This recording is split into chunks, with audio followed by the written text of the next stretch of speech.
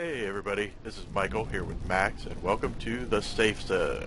This time we're taking a look at No More Room in Hell, which is another one of these zombie escape survival type games, not dissimilar from Contagion, which we looked at last time. Be sure to go and check out those videos if you haven't already, because we don't have nearly enough hits on them. But this game is kind of the hardest of the hardcore version of Left 4 Dead. And so it falls way on the extreme side of the difficulty scale, and we're not even playing on the hardest mode, which is extreme survival, which we may look at some other time. But trust me, it's hard enough on the default difficulty, so we're just going to give this a whirl and see how things go. Say hello, Max. Hello. So as you can see, we've started off in this reasonably secure area where we can kind of go around and look for items and pick them up and prepare ourselves for the oncoming zombie apocalypse horde madness. So as you can see, we have this safe room and we look around at all these different objects. Here we have some walkie-talkies, which you could actually use if you weren't using voice communication like we are, which is kind of a neat function. You know, you actually use items in the game to talk to other players, but as I say, in this particular case, we don't really need that. There are also, you can find boards and a hammer that you can use to barricade windows and doors of a certain type. They don't seem to work on every window and door, but if you find one that is barricadable, you'll get like a little ghost image of the board showing over the door, and you can just keep hitting the left mouse button with the hammer out to put the boards up. But you also notice there are already boards on this door, which is kind of our de facto escape route from this safe room area. So to actually leave the safe room, unlike Left 4 Dead where you just hit the E key and leave, you actually have to remove the barricade, which is kind of an interesting touch. There's also a couple of levels to this first safe room in this level, so you've got a few extra items up here and a few extra places where you can find stuff to equip yourself with. And actually way up here on the roof there was a handy dandy sniper rifle that Max made use of a little earlier to help thin the herd down below. But one of the key differences between this game and Contagion is that the zombies in this game actually repopulate, whereas in Contagion, once you clear out an area, it's kind of safe until you open a door or do something that allows more zombies to come in. Here, they'll kind of just keep coming even as you move through the level, because it's sort of assuming that you're in a big area that's just infested with zombies, so there's kind of like an infinite supply of them in this game. Yeah, definitely. I think the more that you move, the more it just keeps spawning them as you keep killing them. Yeah. Oh, so here's a plank. So probably the other thing that I should talk about before we get started here is just how the inventory system works, because basically you have two radial menus. So if you hold the one key, it'll actually show you all your weapons and all your primary utility items that you're carrying, and then you can select them by just letting go of the one key over whichever one you want to switch to, which works very effectively when you're just kind of standing around here demonstrating it. But I have to say, it's one of my issues with this game that I find the inventory system a little cumbersome when you're in like the heat of battle and you're trying to switch from one weapon to another. But I do appreciate the attempt at creating a kind of non-standard dynamic to simulate the tension and stress you'd be under in this situation in reality. But you can also hold the 2 key to examine items that you might be carrying, like ammo or consumables like first aid kits and whatnot. But I'm not actually carrying any of those at the moment for some reason. I could have sworn that I had a bunch of ammo picked up, but maybe I dropped it somewhere like an idiot. So that's going to go really well when I get to try to shoot things. So one thing I should probably say about this game is that our chances of success at it are very low. You know, I've played a bunch of it, we both played a bunch of it, and one thing you need to keep in mind if you're thinking about playing this game is the more people you have, the better off you're probably going to be, and the better you're going to do. Because it is so realistic and there are so many zombies that if you don't have people backing you up and helping you out constantly, you're going to get into trouble very easily. So we're going to have to really be on our A game to make any kind of significant progress here, which is why you might see us just kind of die very quickly once I open this door. Yeah, this game is very much not like Contagion. It's like these zombies actually, like a single zombie poses, you know, just a significant threat. Yeah, so one thing about their behavior that's key to note is that if you get too close to them, they'll literally reach out and grab you, and the only way that you can remove them from you is to either shoot them, because you can't melee since they're grabbing you, or somebody has to shoot them or melee them for you and free you from them. But they only have a very limited amount of time to do that before you either get killed or infected and effectively become, you know, dead. So, and of course, if you do become killed and infected, you yourself will come back as a zombie, and the people who were playing with you will have to deal with the AI-controlled zombie version of you, which is always super fun. Yeah, this game, yeah, this game is definitely one of those balls to the wall sort of titles. Like, you definitely have to. I think the maximum you could have is like 8 players co-op, and that's probably the required number to actually get through an entire level. Yes. So I think we've probably set this up well enough. Let's go ahead and work on getting this door open so we can die. So, capital idea. One thing I should point out about the melee weapons here is that they actually have 2 modes of operation. If you click and hold the left button, you'll kind of go into a power attack, which tends to do a little more damage. Or you can tap the left button and do a quick swipe. And you'll notice that the weapons are very directional. Like, you kind of have to aim at the thing you're trying to hit it. Oh, look, zombies. So I'm going to back off here a little bit and switch to this handgun. See if I can help Max clear a path. Because I have a limited amount of ammo, this is only going to be effective for so long. So as soon as we clear a path here, we're going to want to roll.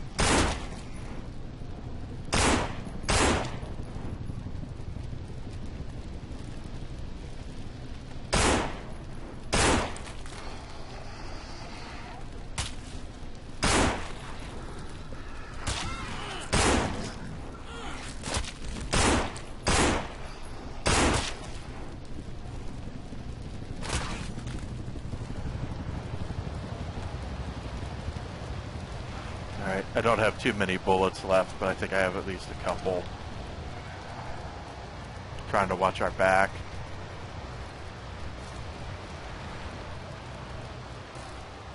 We got some Zeds coming. Yeah, I don't think we can get in there actually this time. Okay. I just need to move away so I can switch weapons.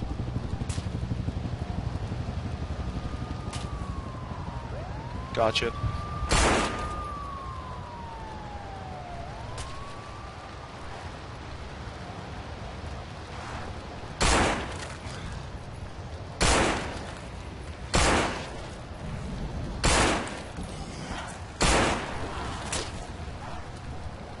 All right, we need to get out of this street. We're just blowing through our ammo here. Any idea which way we can go? I'm going this way. I'm not sure. Oh no, Zed's got me. Ah, no! Oh crap. Oh goodness. Yeah, you're on your own, buddy.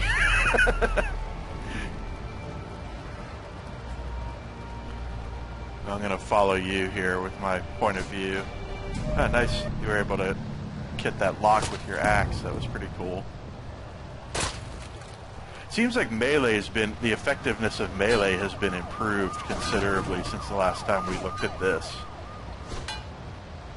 Well, except for the fact that you can't seem to hit that board. But as far as actually like hitting the zombies and doing damage to them, that seems way more effective than it used to be. Yeah, and that's the one thing that Contagion in this game shares, is that sometimes it's completely randomized. as to what you actually have to do, because on a couple other times the theater doors were just open and we had to like navigate our way through the cinema to actually get to the next objective. Yeah, so you're never quite sure, at least in that level, how things are going to go. There are different levels, as I mentioned before, and actually the game's trying to advance to the next level in the sequence because we spent so much time on that one, setting everything up. But what I think I'm going to do is just run the server back to that previous level so we can take another crack at it. So hang out for a minute while we do that, folks, and we'll be right back. Okay, so we're back here on the Broadway map, and I'm just going to show a little of the looting process, which is how each level starts. So you see we have this flashlight on the ground here, which I pick up, and baseball bat I don't really care about particularly, but there's some boards here I can get, and the hammer to use for the barricade, that could be handy. Pistols, let's see if we can find some more ammo for this pistol. Usually some over here. I noticed they put some extra down here. Although that looks like assault rifle ammo, but I'm still going to pick it up. And let's check around here real quick. There's usually another gun. We'll grab that. There's usually some more ammo upstairs. Now when we first started the episode, we were already equipped. So we had already gone around and done a lot of this stuff. But basically every time you restart the level, you'll have to kind of re-loot everything and decide who's going to take what items and whatnot. And actually, if Max has gone up to the roof, like I think he has, he will be able to grab that sniper rifle, and you'll get to see a little bit of that in action this time. Yeah, I have to say, this sniper rifle's awesome. Yeah, it's pretty good. It's bolt action, which is a little bit dicey, but it's very effective at popping heads off. It's got a nice scope. Trying to just find a decent melee weapon here, because I really like the fire axe, which I got last time, but there is a little bit of randomness to where things spawn, so sometimes you don't quite get the same items in the same place every time. Like up where that shovel was on the second floor was where I found the fire axe last time. It doesn't seem to be here in this version of the level, so I may have to settle for that tomahawk instead. But the advantage to the tomahawk is that it's one-handed, so you can have the flashlight out at the same time. So basically you pick that weapon up and equip it, and then you can hit the F key to bring up the flashlight in your other hand. So there's some advantage to using this combination versus the two-handed fire axe. You all set to go there, Sniper Man? Yeah, I think I'm gonna actually pick up the metal bat. Okay. I'm gonna start working on these boards then.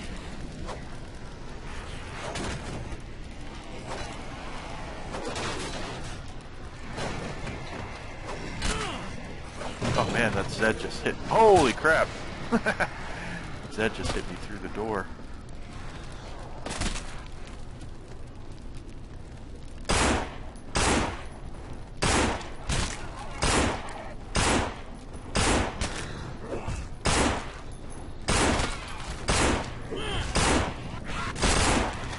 Oh yeah, did I mention that there are little kid zombies in this game?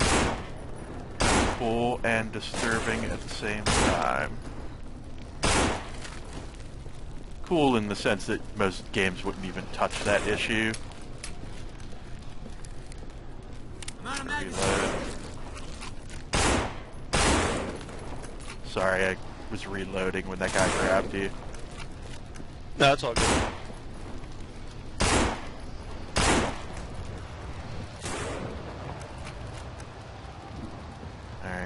Alright, let's... Yeah, let's take advantage of this gap to get through here.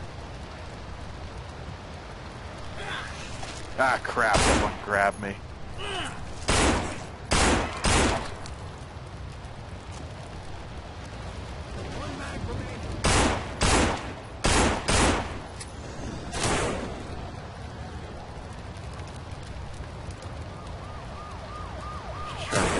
distance here so I can switch off to this gun.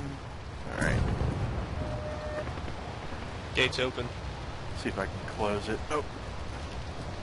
Let's see if we can close it behind us. Yeah, there we go. That should help. Alright. We're still alive. That's pretty great. I think I'm going to switch off to the Tomahawk here. This Tomahawk flashlight combo. Try to help you out. Zeds.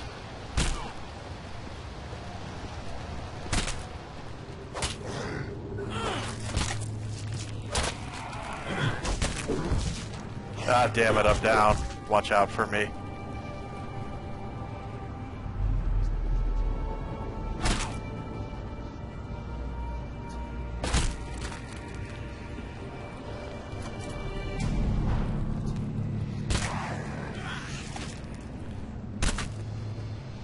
The only problem with that Tomahawk is it doesn't have nearly enough reach. And the metal bat doesn't do nearly as much damage as I would like it to. Yeah. The fire axe is really, I find, the most effective of the melee weapons. It's a shame we couldn't get our hands on one of those. Maybe we'll luck out this time. But let's give this level one more try.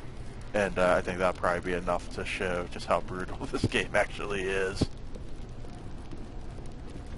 Yeah, if you're one of those guys that kind of pride yourself on taking on really, really intense titles, this would definitely be the game for you. Yeah, I mean, I could imagine that there are people out there who probably solo this game, or at least, work at becoming good enough to solo this game. But I'd imagine that for most people that would be a pretty significant project. I mean, this is not the kind of game you're going to just pick up and ace your first time through it. You're going to have to develop some techniques and get really comfortable with the way the mechanics of the game work, because it is just so unforgiving and so demanding of your skill to actually succeed at it. Which, it's cool. I mean, that's why it's good that there's so many different games of this type out there, because you can really, pick the kind of experience you want to have. If you want something a little more casual than this, I think Contagion is a really good choice, especially once they get more content into that game. If you want something even more casual than that, there's Left 4 Dead, so it's cool that there's so many options, even within this genre, for people who want to experience, different levels of intensity or realism. And it really doesn't get more real than this. Yeah, this is the realest of the real. Was that a fire axe this time, or was it a shovel again? I was able to pick up the fire axe. Yeah, nice. Yeah, it seems to alternate between being a fire axe and a shovel. So that's cool. That'll help out, I think. Just gotta try to find myself a decent melee weapon. I think I might take anything two-handed, honestly, at this point. Because the one-handed weapons can be very effective, but you're really putting yourself at a great risk getting that close to the enemies. So it's a real dicey situation. There's a shovel over here. Ah, good looking out. Thank you. Okay, you want to give this one more shot? Yeah, looks like you can open this door. Yeah, I think that that outer area though is sealed. I think because what happens is the zombies stack up on that fence. Now, what we may be able to do is open this and distract them. Get them to come over here and then go out the other door. Wait, maybe that's the way you have to play this. Ow. I'm out of max. Yeah, you can't get too close to the fence because they can definitely grab you through it. And also, the hit detection on the fence is weird. Like, you can't really shoot them through it effectively. Like, every other bullet will get ricochet off the fence. Here, I'll stand here. Okay, I'll go work on the barricade. Yeah. Yeah, see if we can kind of ring the dinner bell with you as the bait.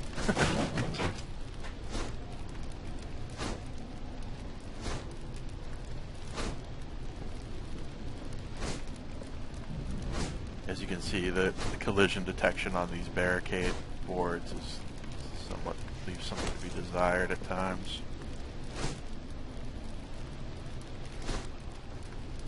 Also, depending on how heavy your melee weapon is, you can swing some of them more or less than others. Like, if you pick up the sledgehammer, you're not going to be able to whale it like I can the shovel, for example. Okay, I'm down to the last board if you want to come over. Okay. Actually, you hear my heart rate went up there from swinging that shovel so much, so I kind of have to let it calm down a little before I can swing it more. You on me? Yeah, let's just try to avoid these guys rather than engaging them, because the sound will just draw more. Ah, damn it. One got me from behind. I got it. Okay, I'm good. I'm good. Let's go. Wait, it looks like the theater's open. Okay.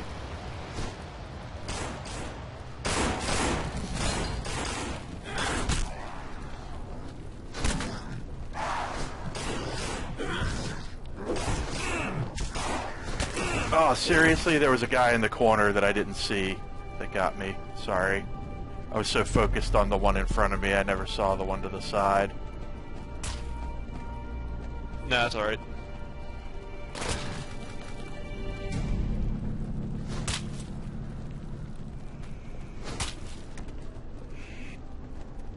Yeah, that fire axe is the business.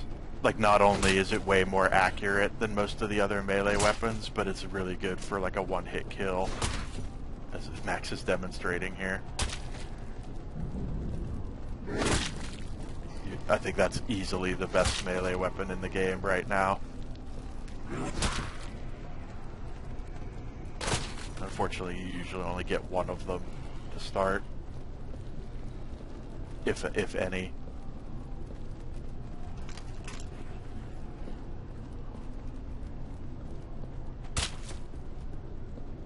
I think there's an achievement that you get called Patrick Bateman. Oh, really? If you get like 500 kills with it or something. Nice.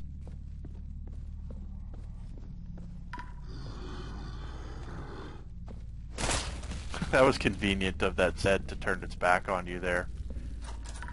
It was very nice of it to do that. Yeah. I like the little details, like, you know, it's kind of gross, but like how there's so much blood and stuff on your hands holding the axe. Like, you know, it's like a little detail you wouldn't necessarily expect from most games.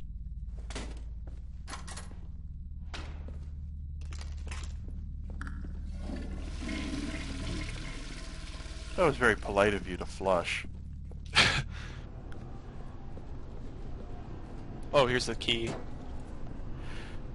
Yeah, so so this is a bit of a weird mechanic in this game where you actually have to physically carry that key to the door and just kind of hold it out in the air like that. So this is where, again, having more people is helpful, because if you have like a designated key carrier, you can actually have them carry it while the other people clear the way, so you don't have to keep going back and forth for it as you make a path.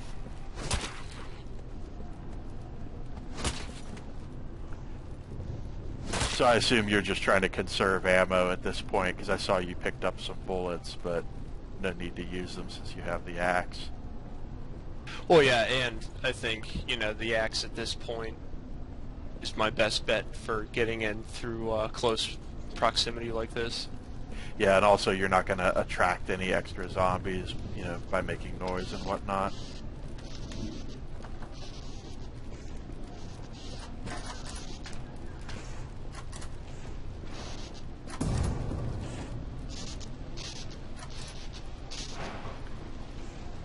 So here's a nice pickup. It's a shotgun and I never saw this. It's like a compound bow. Yeah. Gonna Daryl Dixon that mess. I can pick it up.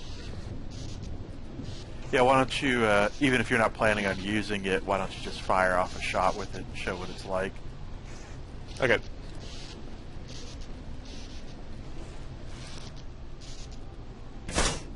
That's pretty cool. Can you recover that arrow? Yes. That's really nice. That might be worth hanging on to, actually. Oh yeah. I'm not. Yeah, I'm not. Ooh.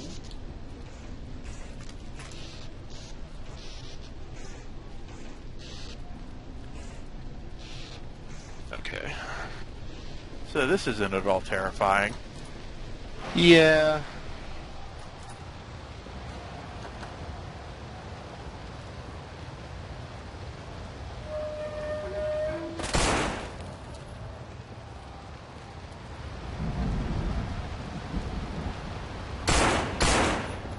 Little kid zombies freak me out, just saying.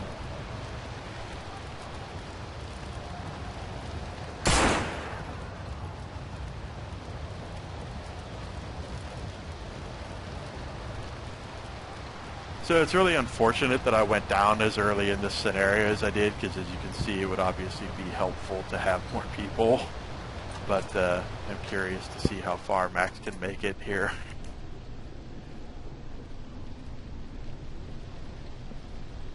There's this FedEx truck is glowing. I don't know what this. I mean, I would assume that you need to fuel that up or repair it or something. Yeah. Did you notice that there was like a red box out there in the street that was like glowing, like as if it was a objective or whatever?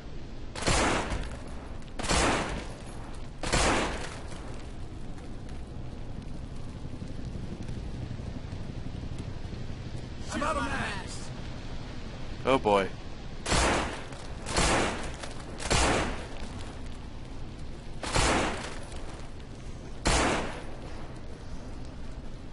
This is definitely one of those games where you want to make every shot count, because the ammo is not plentiful at all.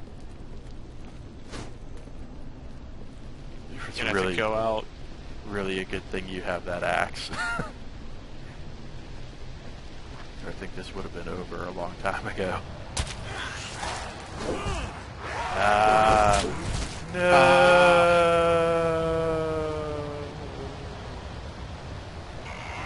But yeah, as you can see, this game's fairly intense, and I think this is a game we'll definitely be revisiting, hopefully when we can have more people playing it to improve our chances of success.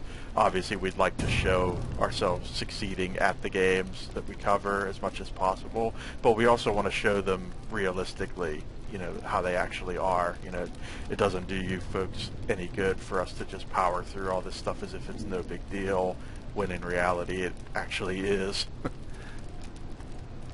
Yeah. We have a few other friends, like maybe, you know, when we immobilize our Chernarus rescue squad, we can actually conquer these maps. Yeah, we'll definitely be visiting this game again in the future, but for now, I think I'm going to stay in the safe room because I feel way more secure here. Let's make this our home. I think we could be happy here. Hey, I'm down with that. Nice.